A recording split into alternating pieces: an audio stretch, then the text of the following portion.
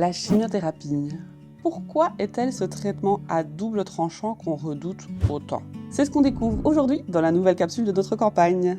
D'abord, petite précision. On pourrait parler des chimiothérapies au pluriel, parce qu'il existe une armada de molécules différentes.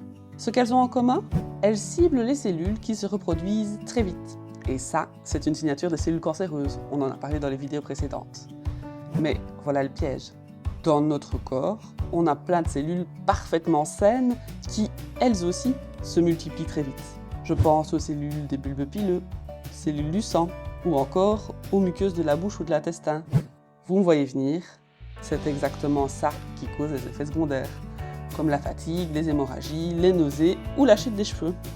Mais par rapport aux traitements locaux que nous avons vus dans les 2 précédentes vidéos, elle a un énorme avantage. Elle traite de façon systémique. Elle passe dans le sang et va donc également chercher les cellules cancéreuses qui ont migré et les métastases. Une vraie guerrière. D'ailleurs, connaissez-vous son origine? Eh bien, elle est militaire.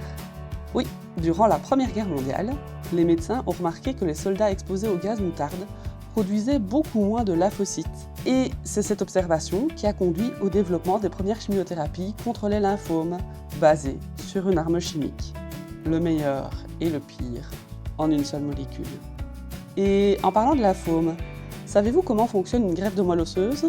C'est ce dont on parle dans la prochaine vidéo. En attendant, vous connaissez la chanson. Like, commentaire, partage, ça aide à faire connaître notre campagne. Et si vous le pouvez, le lien pour donner est toujours en commentaire. Chaque euro compte. Cœur sur vous.